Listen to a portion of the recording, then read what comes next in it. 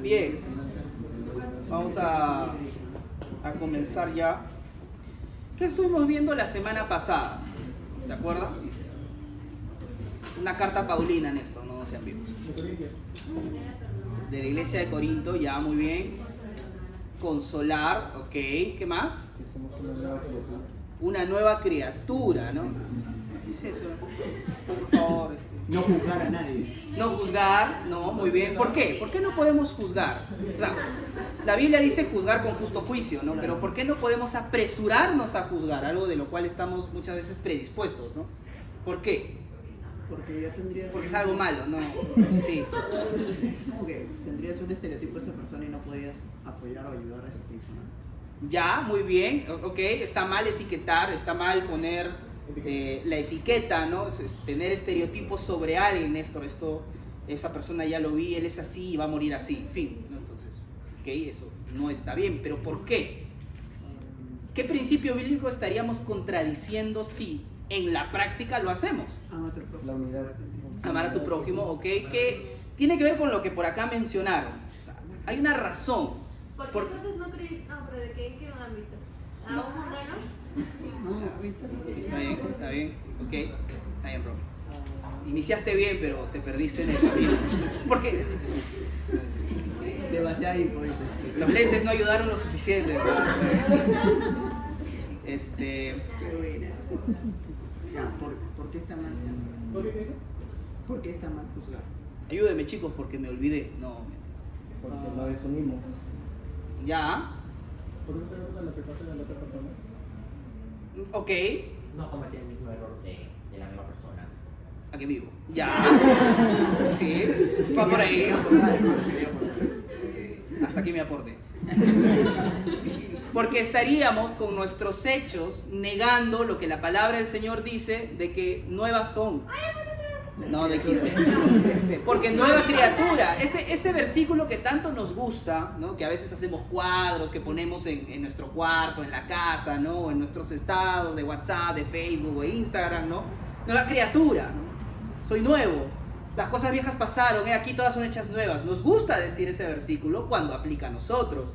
Pero cuando Pedro o Néstor comete un pecado, no, él no es nueva criatura. Él dale con palo, porque él toda la vida ha sido así. Yo lo conocí hace 20 años y cuando se muera, él seguirá siendo de la misma persona. Néstor, yo jamás haría algo por el estilo. Pero actuamos a veces de esa manera. Estamos predispuestos a juzgar a las personas. Y Pablo lo habla a través del ejemplo de la iglesia de Corinto y nos exhorta a que eso está mal. Bien, entonces, refrescando un poco de lo que estuvimos viendo la semana pasada, Pablo ahora va a seguir con una exhortación molesta. Más o menos ese es el título del sermón del día de hoy, una exhortación molesta.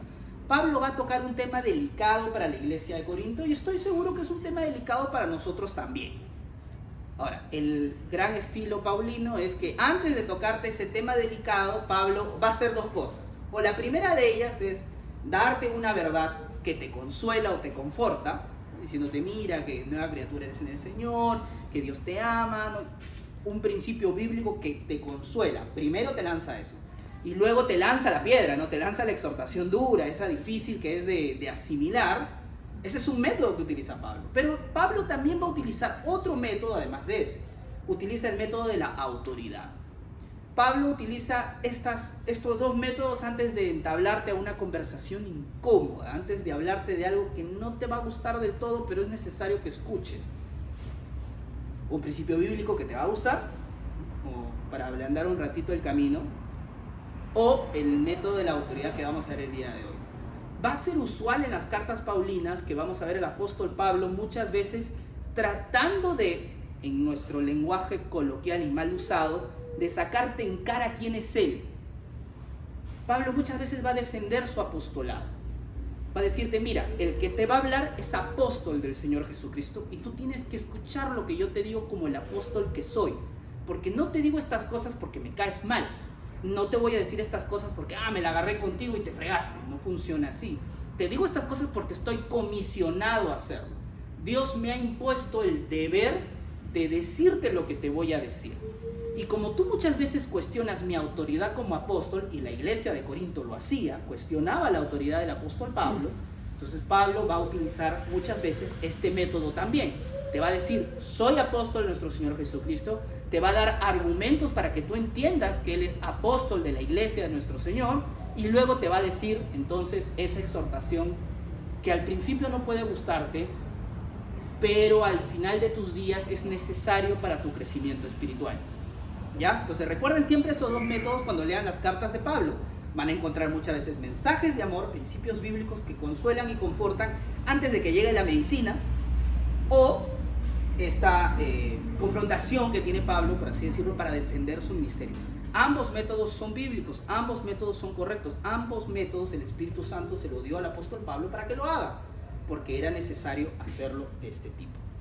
Y este modelo es el que vamos a encontrar frente a esta exhortación molesta, porque es una exhortación dura la que Pablo le va a decir a la iglesia de Corinto. No necesariamente porque la iglesia de Corinto recién lo estaba haciendo. Para ponerles en un contexto un tanto histórico, en la iglesia griega de Corinto, en esta ciudad, era muy común algo que se llamaba la prostitución santa. Esto era parte de las religiones paganas del Medio Oriente y también de la península de los Balcanes, donde está justamente Grecia. ¿Ya? Y la prostitución santa es que ciertas diosas, principalmente ligadas a la fertilidad y abundancia, permitían que las sacerdotisas tuvieran sexo con los feligreses que asistían a esos templos. Así cualquiera era religioso, ¿no? Entonces ellos iban, tenían relaciones sexuales con estas sacerdotisas de manera pública, pagaban ofrendas para que esta relación sexual tenga algún tipo de beneficio, y así vivían. Y esto era algo común, quizá hoy nos puede escandalizar, pero era algo común que pasaba en esta ciudad y se veía como una práctica cultural. Era algo que, bueno, todas las religiones tienen esto, menos el cristianismo, por supuesto. El cristianismo no funciona de esta manera. Nosotros no creemos desde el principio que la relación sexual sea algo que se tenga que tomar a la ligera, y mucho menos dedicársela a dioses falsos. Pero en la iglesia de Corinto, como toda ciudad griega, tenía feligreses que habían tenido ese estilo de vida. Y cuando se convirtieron al cristianismo, les era difícil dejar este tipo de comportamientos, de asistir pues a prostíbulos santos, ¿no? A los que ellos llamaban templos. Les era difícil. Y así entonces teníamos muchas veces a maridos especialmente que abandonaban a sus esposas para poder tener relaciones sexuales con prostitutas. Llámalas como quieras, sacerdotisas, mujeres entregadas al Dios, lo que tú quieras, no prostitutas. Entonces, solo quiero que entiendas el contexto. Había hombres de la iglesia de Corinto que le eran infieles a su esposa. Y podían argumentarte lo que quiera, pero todo el mundo lo hace, pero es algo común, es una práctica ordinaria, es parte de nuestra cultura. Lo hacían. Y por esa razón muchas mujeres de la iglesia de Corinto se sentían abandonadas y se rebelaban contra sus esposos. No en vano, Pablo habla bastante sobre la importancia y la santidad del matrimonio en las cartas a Corinto. ¿Ya? Ese es el contexto por lo cual está pasando la iglesia de Corinto.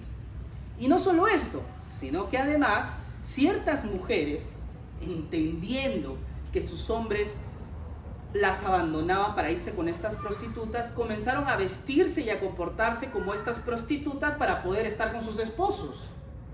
Entonces, peor aún, por eso Pablo en 1 Corintios, por ejemplo, capítulo 7, encuentras una exhortación clave de cómo debe comportarse el esposo y cómo debe comportarse la esposa, y lo importante que es comportarte de manera femenina para tu esposo y masculina para tu esposa, ¿no? Una manera ordenada. Bien. Dato adicional, dentro de la cultura griega era común menospreciar a la mujer. Se le veía a la mujer como un ciudadano de segunda clase, como una belleza secundaria. Había clases de pensamiento dentro de la escuela clásica griega que se mencionaba que la belleza o la virtud solo podría alcanzarse en los hombres. Y por esa razón era común las prácticas homosexuales en la iglesia, bueno, en las ciudades griegas, porque si tú te casabas era para que tenga hijos, pues, ¿no? Para que tenga sus tu prole, ¿no? Los que iban a continuar tu familia, tu generación. Pero había ciertos hombres bendecidos por los dioses o bendecidos pues por la dignidad, que encontraban la belleza, la virtud en otro varón.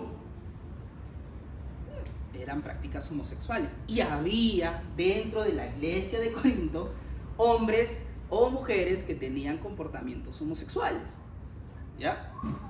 Y porque todo eso es cultural, era parte de lo que ellos estaban viviendo. Entonces, se podría decir que la iglesia de Corinto no era una iglesia específicamente sana sexualmente.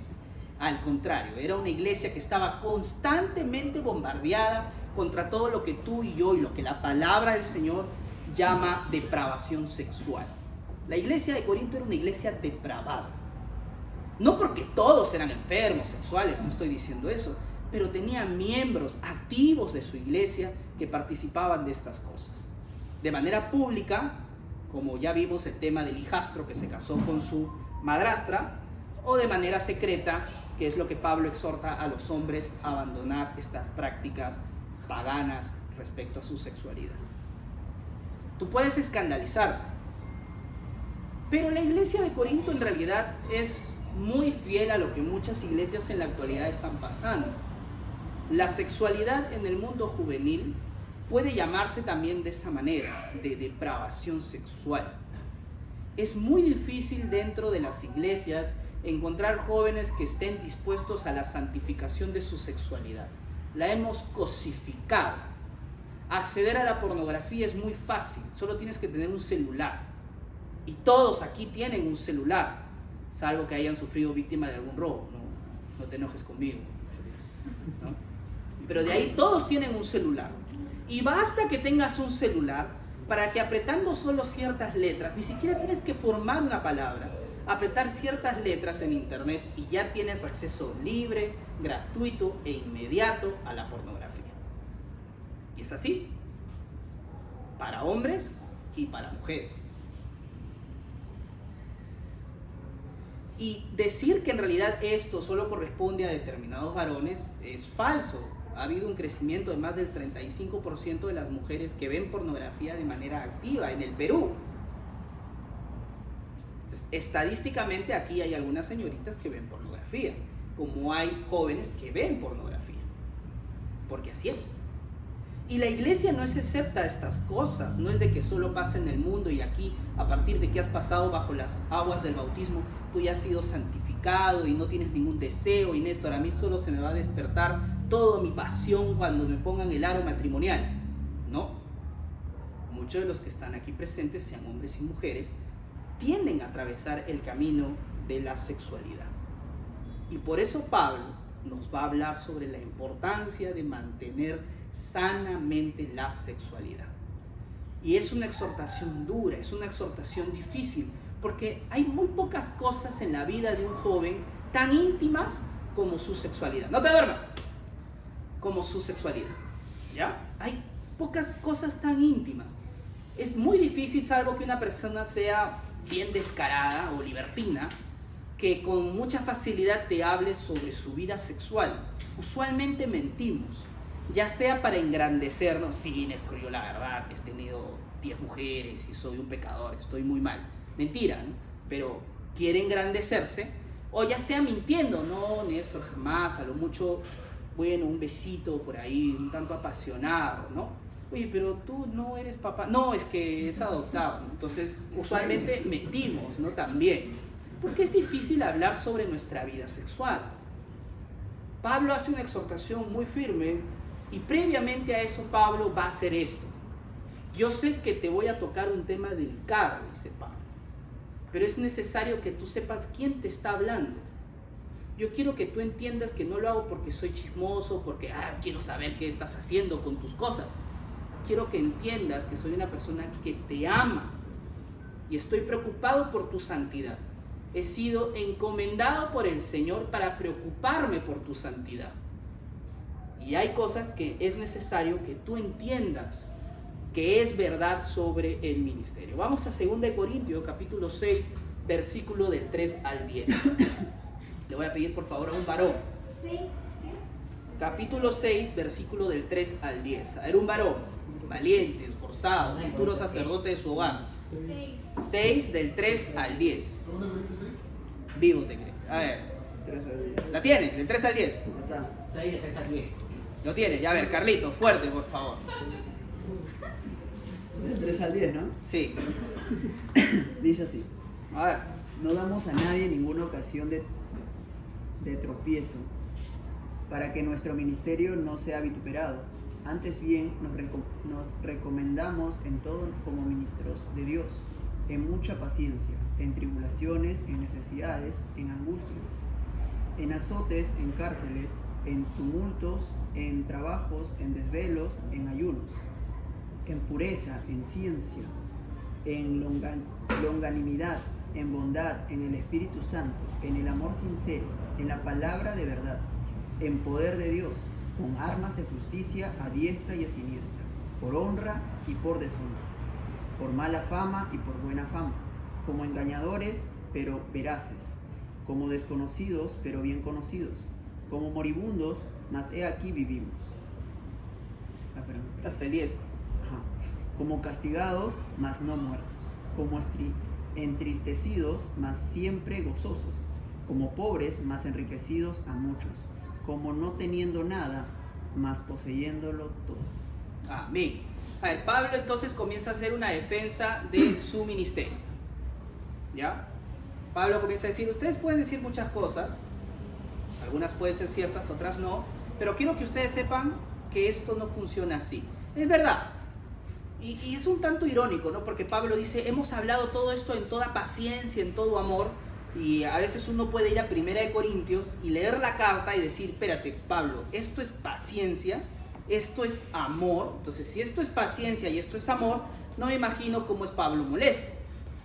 Porque en 1 Corintios, y creo que todos estamos de acuerdo, que Pablo es duro, es confrontativo. Y el 2 Corintios lo va a volver a hacer cuando toquemos el capítulo 10, 11, 12 en adelante. Vuelve a ser duro, vuelve a ser exhortativo. Y Pablo dice, todo mi ministerio frente a ustedes ha sido con debido ejemplo. Les he hablado en paciencia y les he hablado en amor. Y es que, bueno, muchas veces tenemos un mal concepto de la paciencia y el amor. Muchas veces creemos que simplemente es ser permisivo, ¿no? Amoroso aquel que no te dice nada, que está callado, que te celebra todo y dice, sí, tienes toda la razón, amén, amén, amén. Y no es así. O paciente aquel que dice, yo no me meto en nada, ustedes me echen, sáquense los ojos, me doy la vuelta, soy indolente a la situación que está pasando. Bueno, eso es ser indiferente, no es ser paciente. Pablo no es así. Entonces, Pablo dice que fue paciente y que fue amoroso. Y hay que creerle a Pablo. Claro, un tanto duro, pero ese es el amor y esa es la paciencia que nos demuestra. Y Pablo dice, en todo he sido ejemplo. O sea, ustedes no pueden hablar mal de mí con derecho. Porque he sido ejemplo para ustedes. He tratado de ser una persona íntegra frente a ustedes. Y he pasado tribulaciones justamente por eso. Me han perseguido, he estado preso, he tenido necesidad. Y ustedes ni siquiera me la suministraron. Recién en 2 Corintios, la iglesia de Corinto va a comenzar a dar buenas ofrendas. En 1 Corintios no lo hizo la iglesia de Macedonia nada más. Entonces Pablo dice, mira, he pasado por necesidad y ustedes ni siquiera me han dado. Entonces Pablo habla firme a la iglesia de Corinto para decirles una vez más, yo he sido encomendado por el Señor para darte este mensaje. Y tú puedes hablar mal de mí. Y mucho de lo que dices no es cierto. Yo te he tratado con paciencia y te he tratado con amor. Entonces tienes que aprender a escucharme. Y eso lo dice en el versículo del 11 al 13. Permíteme leértelo. 2 Corintios, capítulo 6, versículo del 11 al 13.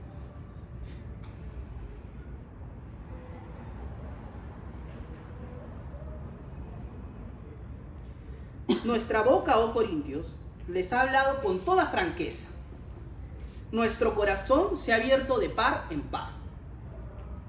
Ustedes no están limitados por nosotros, sino que están limitados en sus sentimientos. Ahora bien, en igual reciprocidad, les hablo como a niños, ustedes también abran de par en par su corazón. Entonces, ¿cómo termina Pablo esta exhortación? Les dice, mira, ustedes están resentidos conmigo, pero no por mí, sino por ustedes. ustedes que no entienden qué es lo que estoy tratando de hacer con ustedes. Yo quiero que ustedes crezcan, yo los amo, quiero que ustedes avancen, pero no entienden. Entonces yo me he abierto de par en par, dice Pablo, les he abierto mi corazón, les he dado mi tiempo, les he dado mi esfuerzo, les he dado justamente amor, paciencia, bueno, lo que ya mencionó antes, ¿no? O sea, he tratado de ser honesto, sincero y franco con ustedes. Es difícil toparse con personas francas, porque usualmente cuando estamos con personas francas nos van a decir cosas que no nos gusta escuchar, pues, ¿no? Es como yo, por ejemplo, la semana pasada, haciendo mis chequeos, me tocó justo un médico franco, ¿no? Yo tenía antes un médico que me caía súper bien porque me decía, estás bien, todo está ok.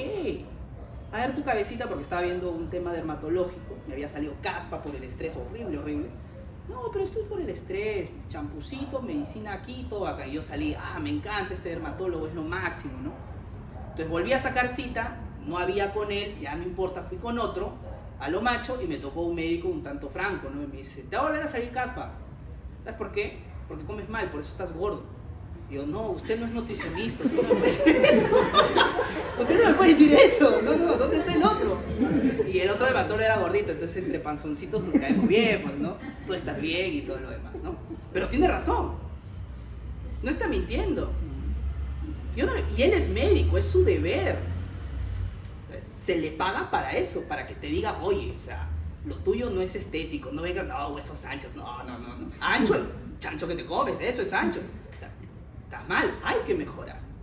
Claro, yo salí y le digo a Ángela, no, ni más con ese médico, que se cree, ¿no? Y ya volví a sacar cita con él, porque él ya ve que justamente también tiene que ver con un tema de nutrición, ¿no? Entonces hay ciertos medicamentos que es mejor evitar y otros que es mejor tomar, porque en las anteriores me pusieron así de eso. No sé por qué les cuento eso, pero bueno. El punto es de que es difícil toparse con gente franca, y aquí en la iglesia hay gente franca.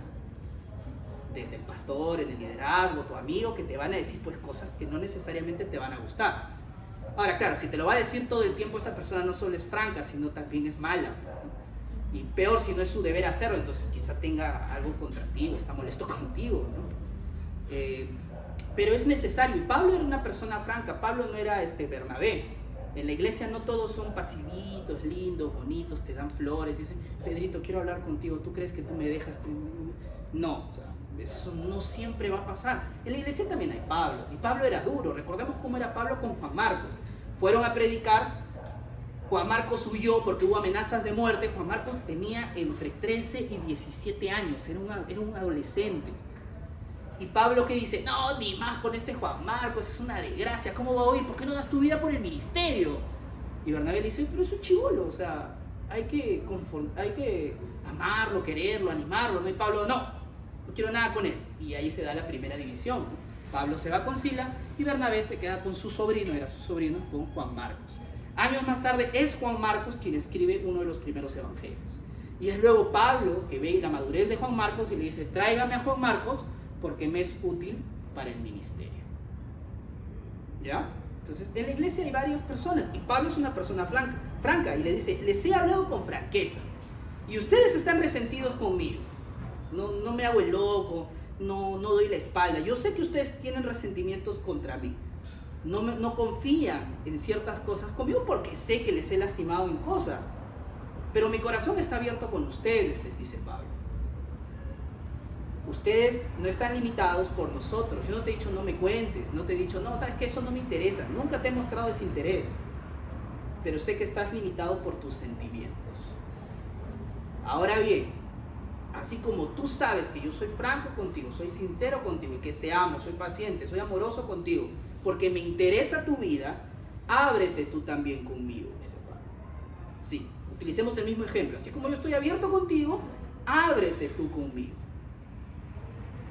Después de dar este mensaje de autoridad y de una invitación a la franqueza, Pablo lanza uno de los versículos más famosos de las cartas paulinas, que es justamente esa exhortación que no nos gusta mucho. Es una exhortación molesta, pero es una exhortación que tú tienes que guardarla bien en tu corazón, porque, reitero, si analizas todo el contexto, es el mensaje de alguien que está preocupado por ti. no es alguien que quiere fregarte la vida, no es alguien que está molesto contigo o que quiere que te pierdas la diversión del momento. Es alguien que quiere verte a su lado cuando venga el Señor. Lo que nosotros nos jugamos cada día frente a Dios es nuestra santidad. Y sin santidad nadie verá al Señor. Pablo quiere que tú estés a su lado en el cielo. No porque Él es la gloria del cielo, sino porque te ama. Yo deseo ver a mi esposa a mi lado siempre. Ahora, yo no sé cuántos años de vida Dios me dará o se la dará a ella, pero yo quiero pasar mi tiempo con ella. Yo quiero que ella esté a mi lado. Tu padre quiere que estés a su lado. Hubo el padre de exalcohólico, luego se convirtió al cristianismo, el padre de uno de los mayores teólogos hoy en la actualidad, Joel Beckett, y él en su lecho de muerte frente a Joel Beckett y sus hermanos le dijo: hijos, guárdense, no quiero que ninguno me falte en el cielo.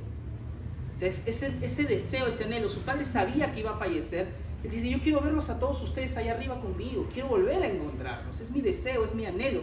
Y ese es el anhelo de Pablo. Quiero que todos estemos allá. Y debe ser el anhelo de toda la iglesia, encontrarnos todos allá en el cielo con el Señor.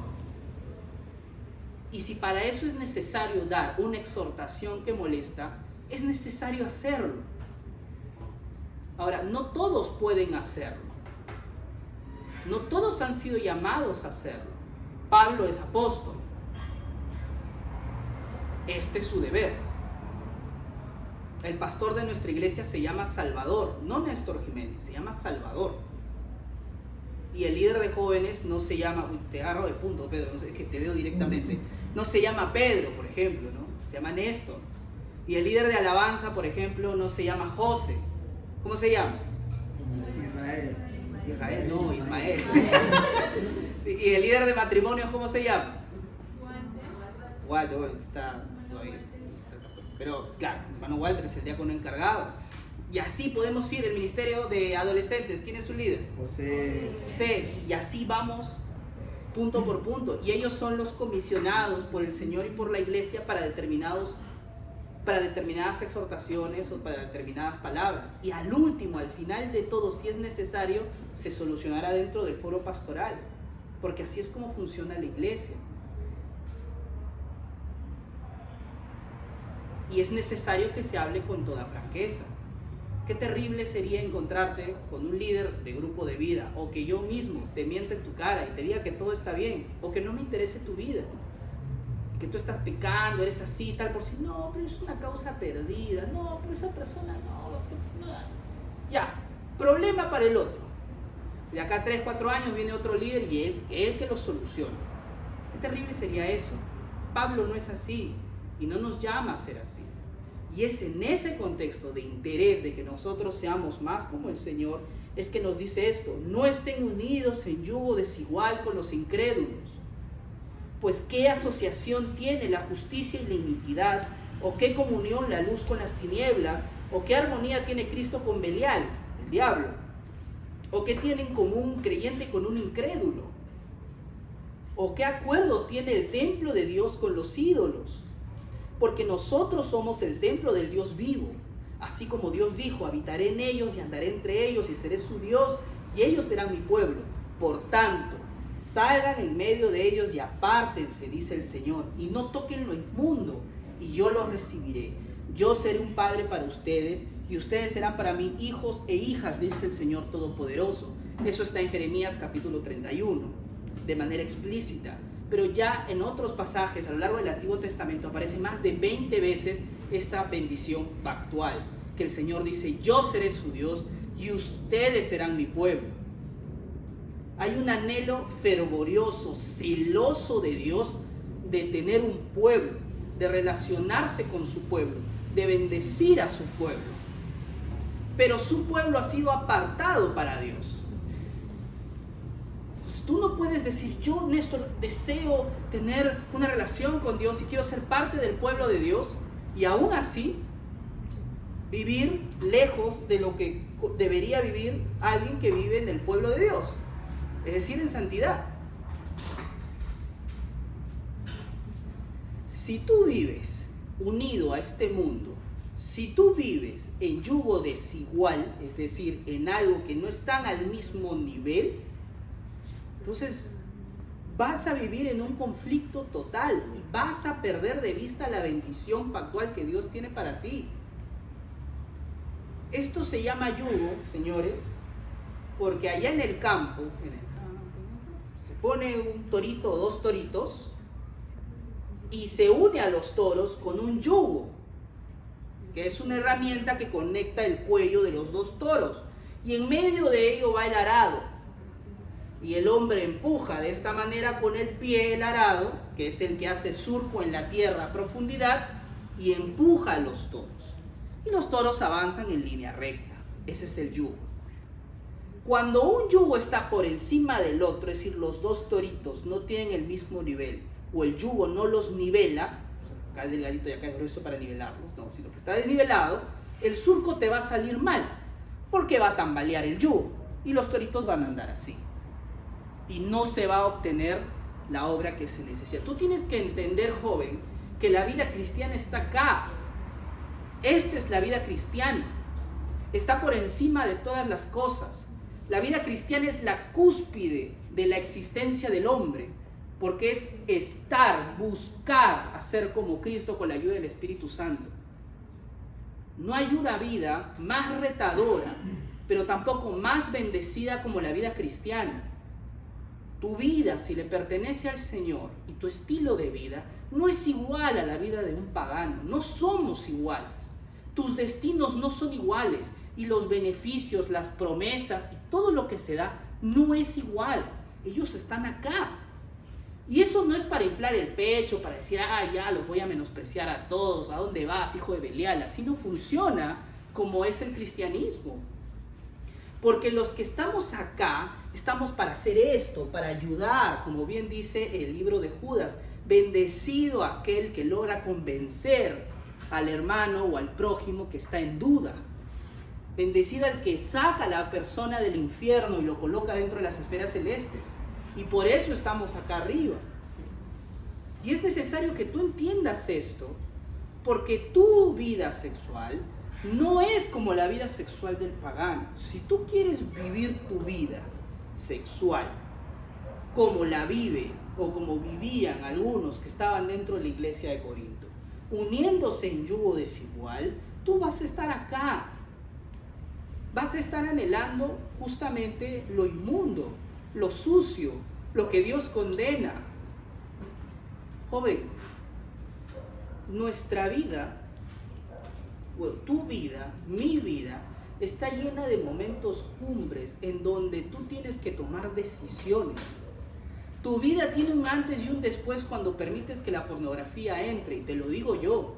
Tu vida tiene un antes y un después cuando permites la fornicación, y te lo digo yo. Tu vida tiene un antes y un después cuando permites la masturbación, y te lo digo yo. Tu vida tiene un antes y un después cuando levantas tu primer chisme, cuando eres hipócrita. Tiene un antes y un después cuando haces que la mentira sea tan fácil, cuando guardas rencor, cuando decides no perdonar. Tu vida es distinta cuando decides con tu boca maldecir a tu papá o a tu mamá por el rencor o el resentimiento que desees tener. No son iguales. Es distinto cuando decides con qué persona casarte, qué carrera estudiar, dónde invertir tu dinero, dónde vivir, qué planes hacer.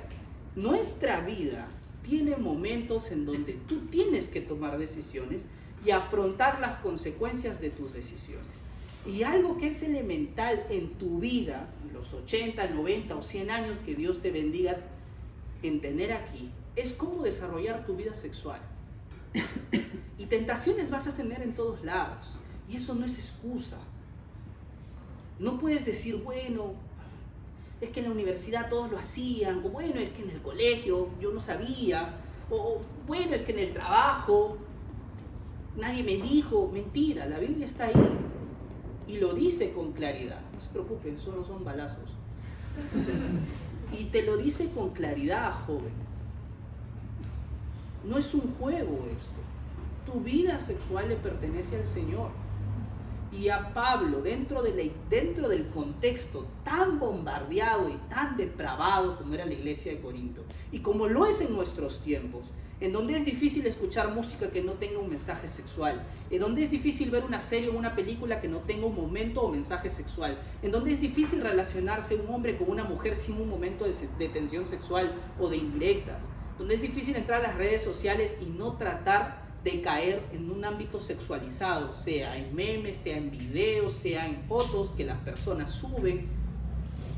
Hoy estamos tan bombardeados, tan expuestos en nuestra propia sexualidad, en donde no es solamente algo dado a los hombres, es entre hombres y mujeres, entre mujeres que deciden entregarse a ese tipo de vida y entre hombres que también deciden entregarse a ese tipo de vida. Y el único que puede tomar la decisión para poner un freno a ese estilo de vida y para alejarse de eso, eres tú. El Señor ya te dio los medios, ya lo hemos visto antes. Ya tienes la oración, tienes la palabra, tienes la comunión. Y dentro de la comunión está, por ejemplo, la confesión de pecados. Dentro de la comunión tenemos lo que es el evangelismo. Dentro de la comunión tenemos la Santa Cena, tenemos el bautismo, tenemos tantas herramientas que el Señor nos ha dado para vivir en santidad. Y eso tienes que hacerlo tú. No va a bajar un ángel a tomar la decisión por ti. Lo tienes que hacer tú. Y es difícil hacernos responsables de nuestras decisiones. Y más cuando nos han capacitado simplemente a seguir órdenes.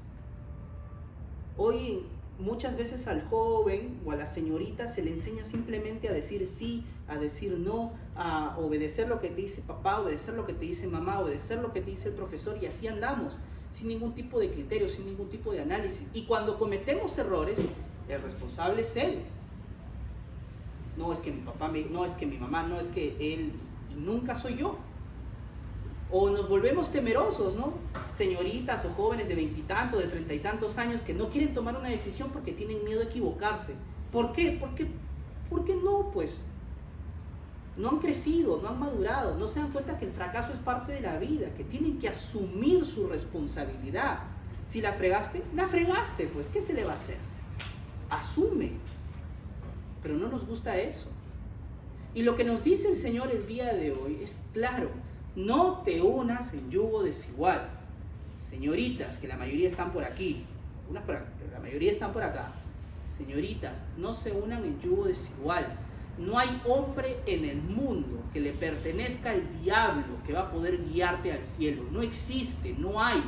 Así sea bello, sea hermoso, se trate bien, se cuide, tenga mucha plata, te prometa todo lo que tú quieras. Eso es mentira, todo eso es falso, no sirve, no es real. Vas a atar tu vida a alguien que se entrega al diablo. Esa es la verdad. Y para ustedes también, varones. No hay belleza, no hay perfume, no hay apariencia, no hay voz, no hay cuidado. No, es que es muy sabia, es que con ella soy distinto. Son unas hormonas, no eres distinto para nada. Joven, no hay mujer que te pueda guiar al Señor si te entregas a alguien que le pertenece al diablo. Y este principio, si bien no es yugo desigual, el principio se puede aplicar para todo en la vida. No hay nada en este mundo, joven, que te pueda llevar al Señor. No hay nada. No hay nada. Y por esa razón Pablo es consciente y claro cuando dice: todo lo que tengo es basura. No me sirve, no vale. Lo desecho, lo renuncio, lo boto con tal de alcanzar un gramo más, una pizca más del conocimiento de Cristo. ¿Tú sacrificarías todo lo que tienes por una pizquita más de conocer al Señor? ¿De acceder un poquito más a los misterios del Señor? Seguramente no.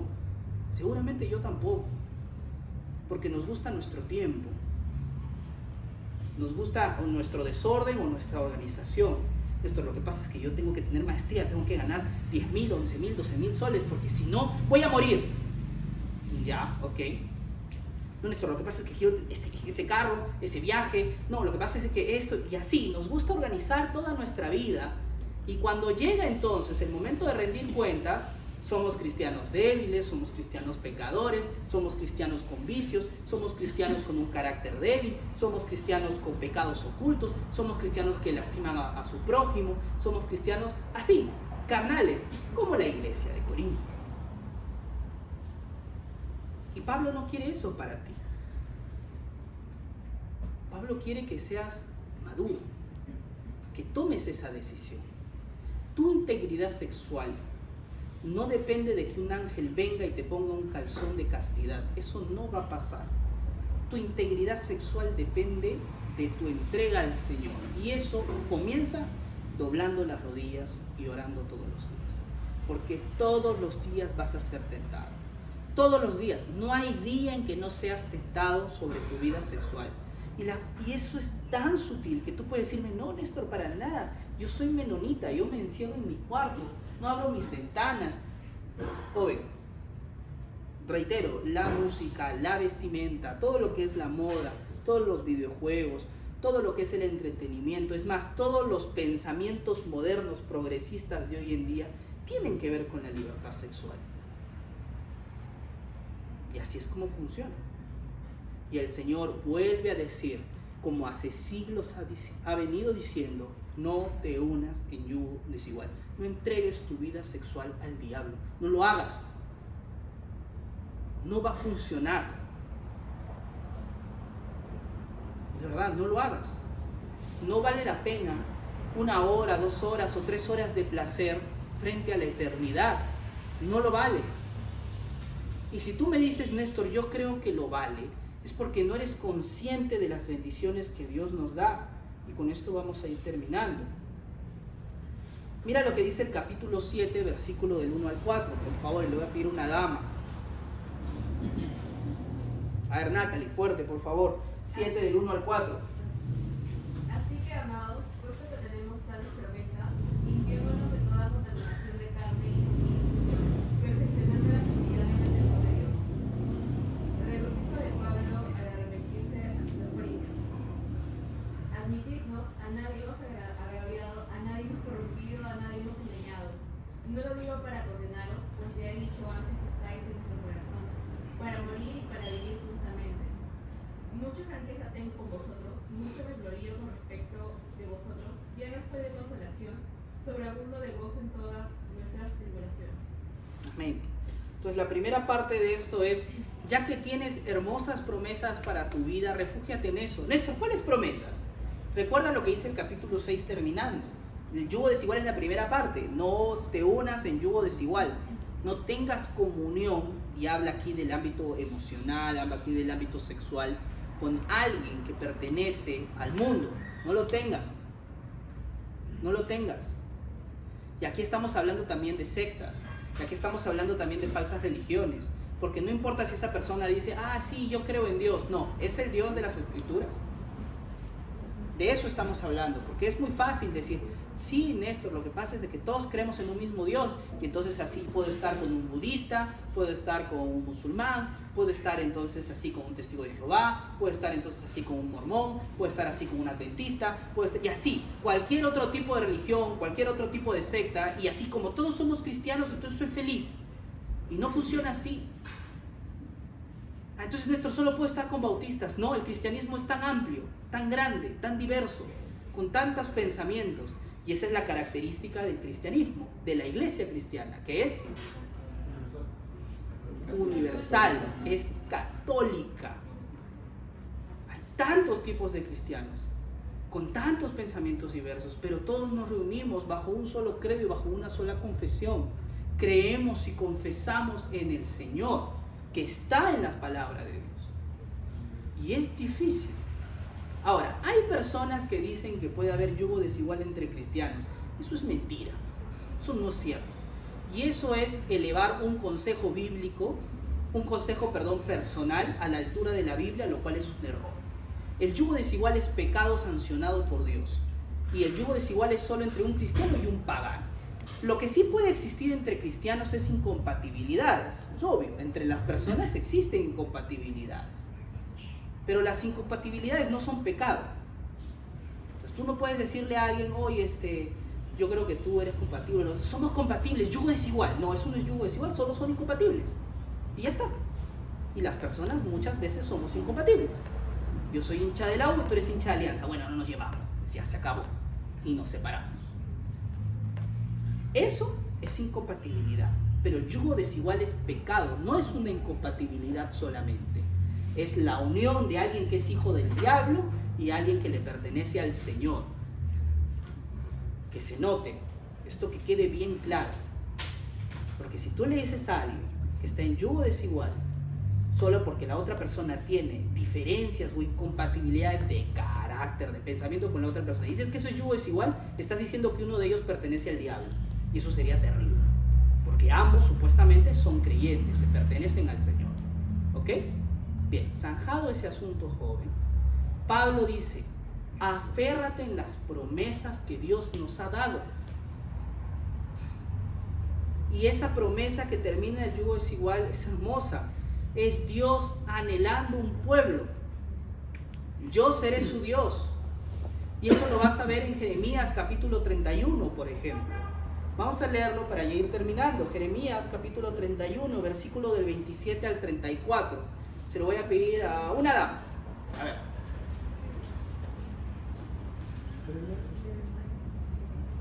...31 del 27 al 34. Una dama, a ver. Valerosa, piadosa. Ahí está, Isa, por favor. Fuerte para todos. He aquí, vienen días, dice Jehová, en que sembraré la casa de Israel y la casa de Judá de simiente de hombre y de simiente de animal. Y así como tuve cuidado de ellos para arrancar y derribar, y trastornar, y perder, y afligir, tendré cuidado de ellos para edificar y plantar, dice Jehová. En aquellos días no dirán más, los padres comieron las uvas agrias y los dientes de los hijos tienen la dentera, sino que cada cual morirá por su propia maldad.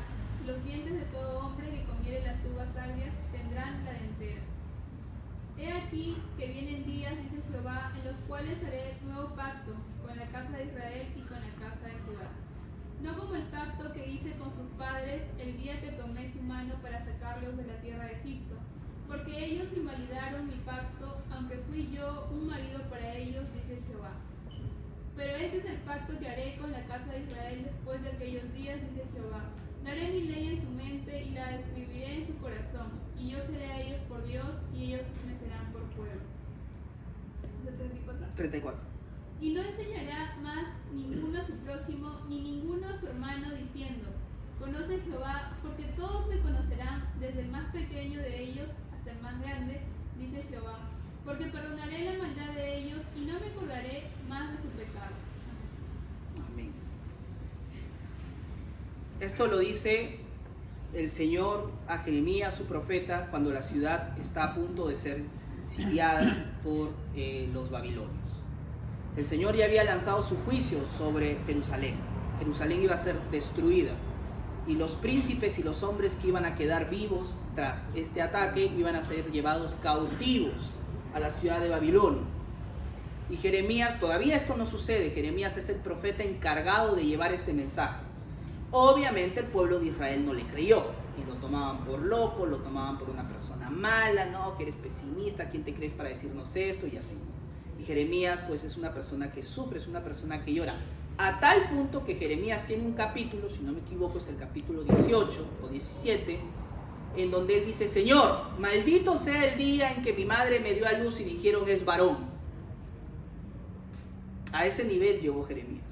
Estoy cansado de este ministerio, estoy hasta aquí con todos, nadie me cree. Claro, es difícil ser el único en la ciudad de decir, chicos, por si acaso, Dios nos va a castigar por nuestra incredulidad, por nuestro paganismo, por nuestra maldad, el Señor nos va a destruir. Claro, obviamente no era el profeta más famoso, porque habían otros falsos profetas que le decían, no, rey, no, para nada, Dios está con nosotros, somos lo máximo, estamos haciendo todo bien. Ahí es difícil. Y llega a tal punto que Jeremías llega a este nivel. Y Dios, para consolar el corazón de Jeremías, le lanza esta profecía y le dice, llegará el día, llega pronto el día en que haré un nuevo pacto con la casa de Israel y con la casa de Judá. Haré un nuevo pacto con ustedes. Y este pacto no será como el que hice en el monte de Sinaí con Moisés. Esto no va a ser. Será un nuevo pacto, un pacto mayor, más amplio, más profundo. Y te lanza estas bendiciones. Yo seré su Dios y ustedes serán mi pueblo. Y nadie tendrá que decirle, ven, conoce a Dios, porque todos me conocerán, desde el más chiquito hasta el más grande. Todos sabrán quién soy y yo habitaré en sus corazones y estaré alrededor de ellos. Siglos más tarde aparece el Hijo de Dios en una casa, horas antes de su ejecución, y dice, este es mi cuerpo que por ustedes es partido, y esta es mi sangre del nuevo pacto que por ustedes es derramado. Y por eso en esta sección, a partir de Jesús, lo llamamos el Nuevo Pacto o Nuevo Testamento. El cumplimiento lo estamos viendo hoy, lo vamos a ver de manera más plena cuando nuestro Señor regrese y ponga a todos sus enemigos a sus pies, pero lo estamos viendo hoy. Y eso debe ser precioso para ti, dice Pablo. Debes gozarte en eso. De manera plena llegará un día en que sí, efectivamente ya no será necesario la evangelización, porque todos estaremos en la presencia del Señor y todos creeremos en el Señor, por supuesto. Pero mientras tanto podemos ver las sombras, cómo se va cumpliendo este nuevo pacto. Todos los domingos, cuando ves el culto dominical, son niños y escuchan del Señor. Tienen 3, 4, 5 años. Los adolescentes, ¿cuántos de esos hoy están aquí? Iniciaron chibolitos, con 10, con 11, con 12, con 13 años, y hoy están aquí. Y algunos ya sirven en la iglesia. ¿Cuántos de ustedes de aquí 2 a 3 años van a estar casados? No digas eso, Néstor, todavía no llega, pero cuando llegue, te vas a casar. Yo mismo ya lo estoy. Y fue hace poco, ni lo planeé.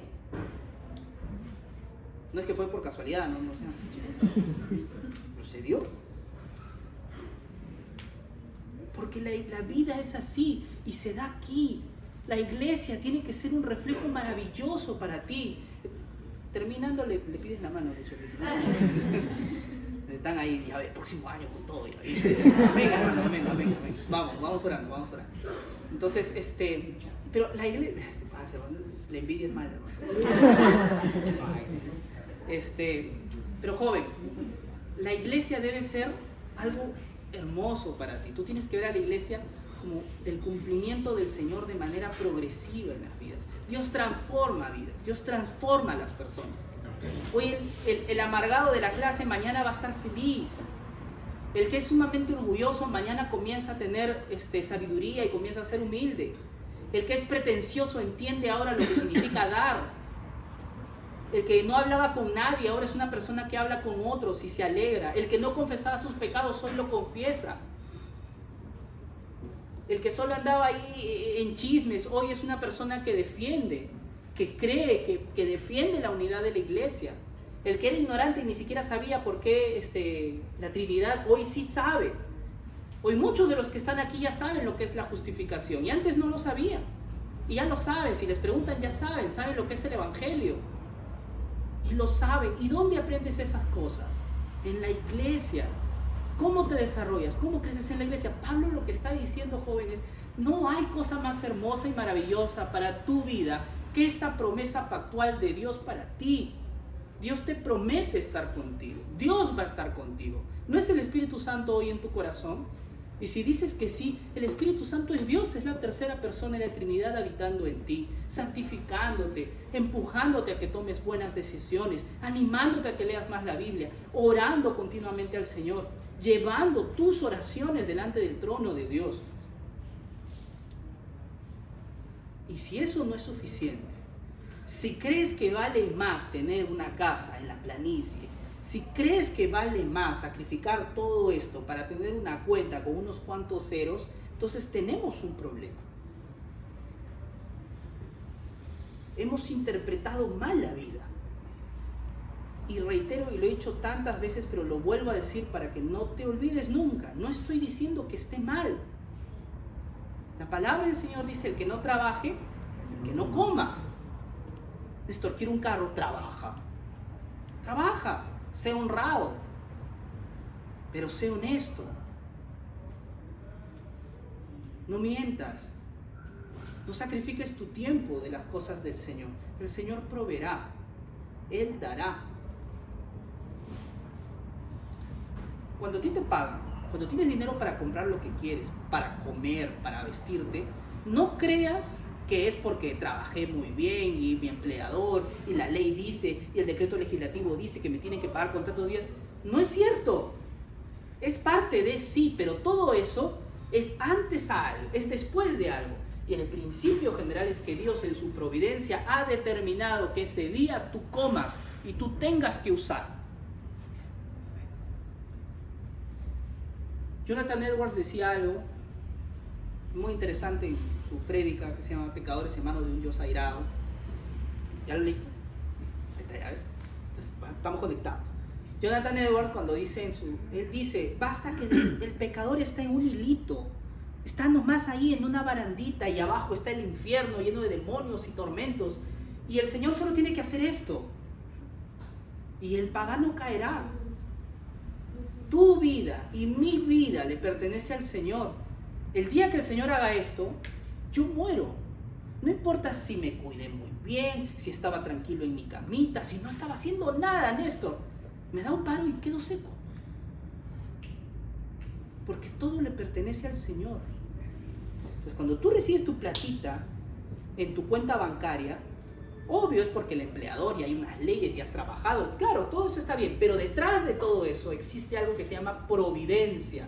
Y es Dios quien ha determinado que ese día haya dinero en tu cuenta bancaria. Es Dios quien determina que hoy día estés respirando.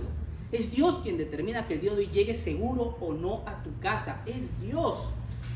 Y si es Dios, entonces ¿por qué te afanas? ¿Por qué crees que depende de ti tener esa maestría, ese doctorado, esa casa, ese carro? No es joven, no es así. Trabaja así, estudia así, aprovecha las oportunidades, por supuesto que sí, pero no sacrifiques las cosas del Señor. No lo hagas. No importa qué tan guapo o qué tan guapa seas, si el Señor quiere que mueras solo, morirás solo. Así funciona. No, Néstor, no digas eso. Mi belleza es un castigo. Joven,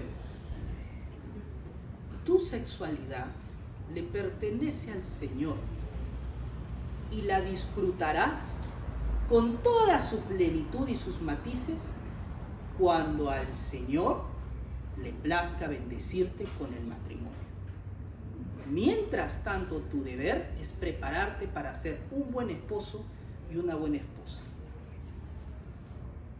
Y eso es algo de los cuales quizá tú y yo estemos pero recontra mal enseñados. Porque si algo se ha encargado el diablo en nuestro mundo en estos últimos años, es enseñarnos para que seamos buenos profesionales. Bien, para que seamos quizá adultos, maduros, bien. Pero en este mundo no se nos enseña a ser buenos esposos ni a ser buenos padres. Pero la Biblia sí lo hace y es el deber de la iglesia hacerlo. Es aquí, joven, donde moldeas tu carácter. Es aquí, mujer o varón, en donde vas a aprender a callar. Porque muchas veces delante de tu pareja vas a tener que aprender a callar. Es aquí donde vas a tener que aprender a pedir perdón. Porque muchas veces a tu pareja le tienes que pedir perdón. Es aquí en donde vas a aprender a tomar decisiones firmes, sobre todo ustedes varones, porque llegará el día en que tendrás a la esposa y a los hijos diciéndote algo que tú sabes que va en contra de Dios o de contra del proyecto que tú tienes para que tu familia glorifique a Dios, y esa responsabilidad es tuya. Y es aquí donde comienzas a tomar esas decisiones, donde comienzas a colocar esas piedras de hombre y de mujer que Dios te pide que seas. Y si estás tan desesperado simplemente para satisfacer tu deseo sexual, te estás perdiendo de todo lo que necesitas para ser como Cristo es con su iglesia. Y eso es lo que Pablo no quiere. No es lo que Cristo quiere. Y es difícil, porque es decirle a ustedes, como se le dijo a la iglesia de Corinto, que le pongas un estate quieto a tu libertad sexual. Que dejes de estar pensando un ratito en todo lo que significa fornicación, sensualidad, besos y todo lo que tus hormonas del día de hoy te saque, y que en realidad te enfoques más en fortalecer tu carácter, en fortalecer la piedad, en doblegar tus rodillas. No, Néstor, yo quiero besar, no quiero orar. Está bien, pero no es tiempo para eso, es tiempo de orar. Y si es tiempo de besar, Néstor, ya llegó, ya... Bueno, Pablo dice, cásate y sé valiente. No juegues al enamoradito, a la enamoradita, no juegues a eso. No juegues, joven, a la seducción, a las indirectas, a las palabritas, a las saliditas, que es mi amigo de la universidad, que es mi amiga de la universidad, que es su cumpleaños, le estoy invitando, que nadie sabe, que nadie se entere. No juegues a esas cosas porque vas a caer y vas a pecar. Porque no eres de piedra y yo no lo soy. No funciona así. Yo ya estoy casada. Pero el día que yo acepte un almuercito, una salidita, una jaladita con otra mujer de mi trabajo es el día que estoy comenzando a dar el primer paso a la infidelidad. Néstor, qué exagerado. No, así comienza. Nadie se tira al barranco. Todos nos acercamos primero. Antes de eso, mejor mantener la línea bien alta. Joven, aún estás a tiempo. Nadie de los que está aquí, quiero creer, y hasta donde sé, ha tomado decisiones que han corrompido tanto su vida. Hay algunos que un poquitito, que ya comenzaron a pagar ciertas consecuencias. Yo mismo he pagado ciertas consecuencias por no poner límites a mi vida sexual, por no hacer caso a lo que dice la palabra del Señor. Pero muchos, creo, de los que están aquí, todavía no llega ese momento. Yo espero que cuando llegue ese tiempo, porque va a llegar, porque siempre llega, seas valiente. Seas fuerte, estés bien afianzado a las cosas del Señor. Y privado, principalmente a los varones, te lo voy a volver a decir, porque es mi deber hacerlo, por ahora. Y a las señoritas se les va a decir, porque es deber de las que les van a decir hacerlo.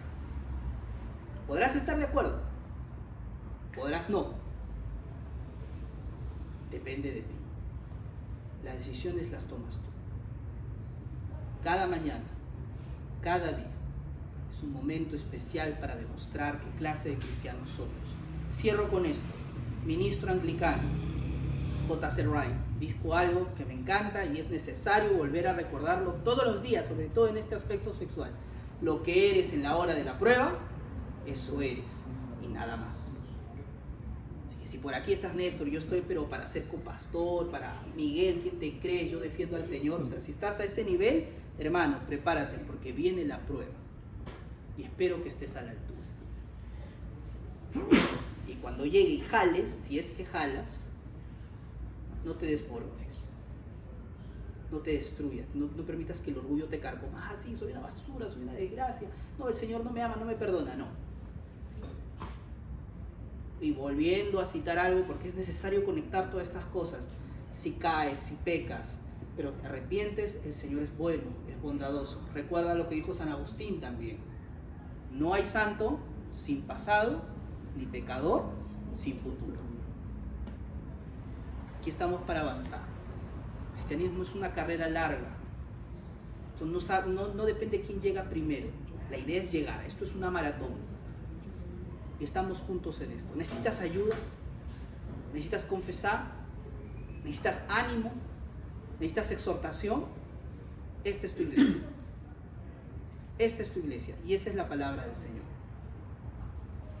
La oración está en tu cuarto. Herramientas tienes para crecer en la santidad. No te unas en yugo desigual. No tienes comunión con ellos. No la hay. No la desperdicies. Vamos a orar. Con eso culminamos. Bendito Señor, santificado sea tu nombre. Buen Padre Celestial, el día de hoy estamos ante ti porque solamente tú eres Dios por sobre todas las cosas. Nadie es como tú, Señor. Y tú has puesto con toda la sabiduría en tu palabra que no hay ninguna comunión que nosotros debamos tener con aquellos que no profesan tu verdad. Padre, quizá algunos de los que están aquí presentes puedan verse tentados a tener.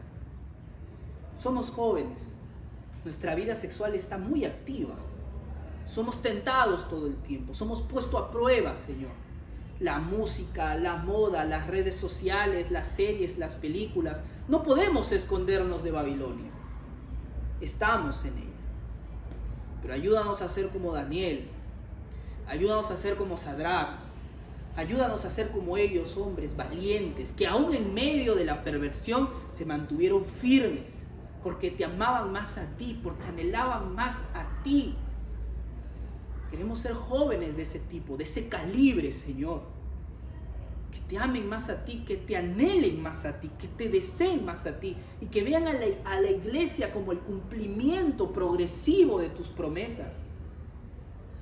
Hoy hay niños que te cantan, hay jóvenes que son transformados, hay adolescentes que avanzan hacia la madurez, padres que piden perdón a sus hijos e hijos que perdonan a sus padres.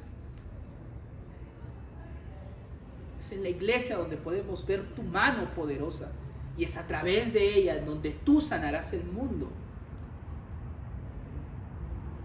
Pero a veces estamos tan cegados, Señor. Anhelamos tanto lo terrenal, lo de hoy, lo que come la polilla, lo que come el óxido, eso anhelamos. Transforma nuestra vida, transforma nuestro ser, Señor. Habla a nuestro corazón, haznos humildes, haznos mansos, haznos entender que nuestra vida no vale nada si no anhelamos lo tuyo. No queremos pecar, Señor. Y si lo hemos hecho, perdónanos, Padre. Purifica nuestro corazón. Limpia nuestra alma, Señor. Reconcílianos contigo. Te amamos. Es una palabra muy profunda y quizá no somos dignos, quizá hasta el día de hoy con nuestras obras, con nuestros pensamientos, con nuestros hechos, no hemos demostrado ese amor.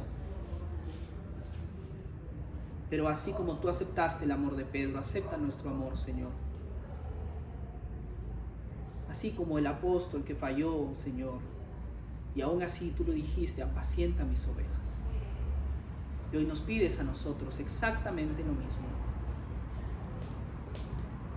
Te amamos, Señor. Tú lo sabes todo. Sabes que te amamos.